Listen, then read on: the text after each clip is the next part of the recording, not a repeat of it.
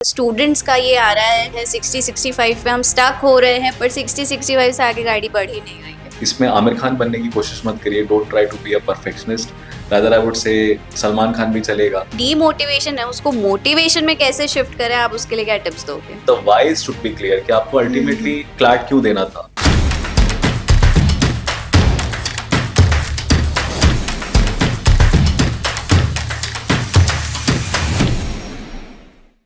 Sir, अक्सर students का ये डाउट रहता है while they are studying and normal life में भी कि डिस्ट्रैक्शंस बहुत होते हैं। So how to cope up with that, especially when you are preparing for a competitive exam?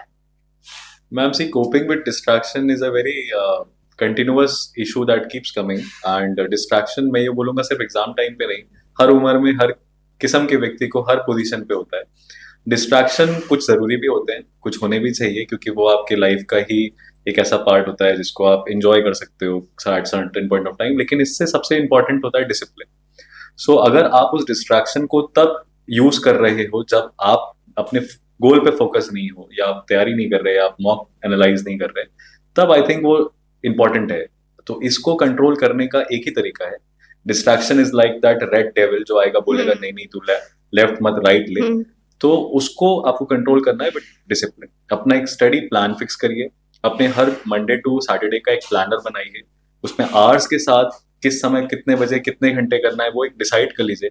आप उसको कंप्लीट करने के बाद कोई डिस्ट्रैक्शन अगर चूज करते हैं तो I don't think that there is any problem with so after completing the checklist, that's what matters. Yes. बहुत ज्यादा रेजिमेंटल लाइफस्टाइल में खुद को डालने की कोशिश मत करिए, लेकिन बेयर मिनिमम जो घंटे हैं पढ़ाई के वो देने के बाद अगर आप कुछ भी करते हैं तो everything is justified. Okay sir, अक्सर students while they are reading now, since CLAT पूरा पैसेज बेस्ड हो गया, कॉम्प्रिहेंशन बेस्ड हो गया, तो एक जो नॉर्मल क्वेरी रहती है वो रहती है हम पढ़ तो रहे हैं बट हम पढ़ क्या रहे हैं वही समझ में नहीं आ रहा, तो वो स्टूडेंट्स उससे कैसे डील करें?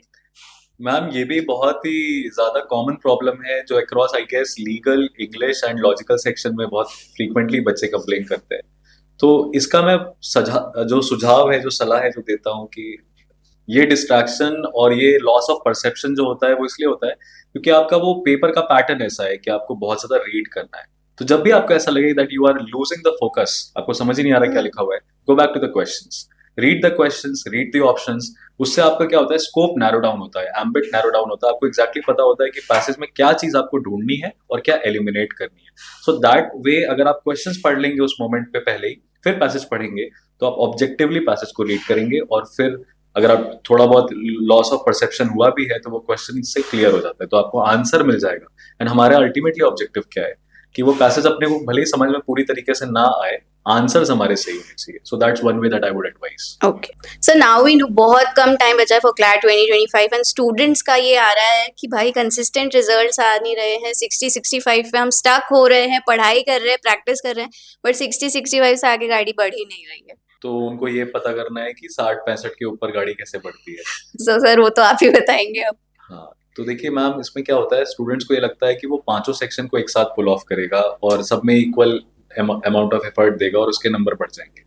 तो आप इसमें आमिर खान बनने की कोशिश मत करिए। Don't try to be a perfectionist.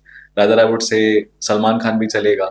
कि आपको क्या है, हर टॉपिक में ये आइडेंटिफाई करना है कि मेरे मार्क्स तक क्यों हो रहे हैं। तो उसके लिए आपको थोड़ा सा री अटेम्प्ट की तरफ ज्यादा फोकस करना पड़ता है। निगेटिव क्वेश्चंस की फ्रीक्वेंसी किस सेक्शन में ज्यादा है। सेकेंडली देखिए, जो सीआर, इंग्लिश और लीगल सेक्शन है, ये तीन सेक्शन ऐसे हैं जहाँ पे बहुत जल्दी एक्यूरेसी इंप्रूव की जाती है। तो मैं बार बार स्टूडेंट्स को ये कहता हूँ कि जो 65 नंबर आपके आ रहे हैं, ये ऑलमोस्ट आपके 80 क्वेश्चन जो सीआर, इंग्लिश और लीगल मिला के होते हैं, इसमें ही आने चाहिए।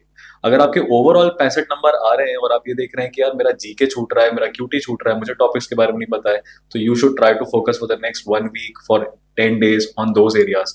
मोस्ट इंपॉर्टेंट एरियाज होते हैं जो बार बार न्यूज में है या आपके स्टैंडर्ड क्लैट एक्सप्रेस मैगजीन में दिए हुए हैं और पेपर में आ रहा है, आप नहीं कर पा रहे। तो इसमें बहुत ज्यादा असेसमेंट लगता है स्टूडेंट को, उसको question to question, passage to passage बैठ के आइडेंटिफाई करना पड़ेगा। और दूसरा मैं ट्रिक बताता हूँ कि आपके जो पूरे पेपर में नेगेटिव क्वेश्चंस होने चाहिए वो 10 से 12 होने चाहिए, उससे ज्यादा नहीं होने चाहिए। तो अगर किसी बच्चे का लेट से 100 अटेम्प्ट है, 30 इनकरेक्ट है, तो उसको ये कोशिश करनी चाहिए कि वो 30 को 10 इनकरेक्ट में किस सेक्शन में इंप्रूवमेंट करके कर सकता है। तो दैट वे किसी का सीआर कमजोर है, किसी का लीगल कमजोर है, and that is how precisely you can work on that independent section. तो आपका मार्क्स अपने आप जंप करेगा। सर हम कंसिस्टेंटली ये देख रहे हैं students are continuously asking demotivation हो रहा है now that CLAT is almost here, तो वो जो डीमोटिवेशन है उसको मोटिवेशन में कैसे शिफ्ट करें, आप उसके लिए क्या टिप्स दोगे? मैम देखिए, इसमें मैं बहुत एक बार-बार अपने टीचिंग एक्सपीरियंस में मैंने बहुत स्टूडेंट्स को ये बात बोली है कि थिंक अबाउट द एग। अगर अंडे को बाहर से तोड़ा जाता है, तो जीवन खत्म हो जाता है। पर वहीं अगर अंडा अंदर से फूटता है, तो लाइफ की शुरुआत होती है। मोटिवेशन भी कुछ ऐसे ही है। अगर आप एक्सटर्नल सोर्स ऑफ मोटिवेशन पे आप मोटिवेशनल वीडियो देख के, किसी टीचर से 2-5 मिनट बात करके खुद को अपना ईगो ब्लोट करके आप घर वापस जा रहे हैं, तो वो मे बी लास्ट करे आधे घंटे, 1 घंटे।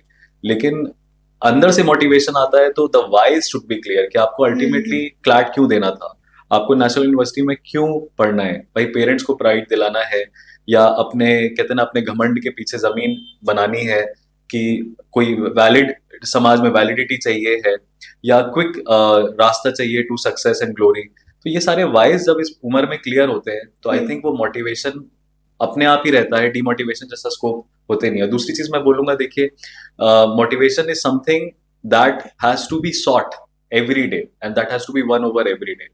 So please do not rely on any external source of motivation. ये सब एक flimsy fiction है, उससे So ज्यादा कुछ मतलब नहीं है। whenever you feel demotivated, the constant question should be why am I being demotivated and what is my target? That will Definitely, help a lot. definitely, ma'am. Okay, It sir. always helps you to realign your focus and vision. Okay, sir. Thank you.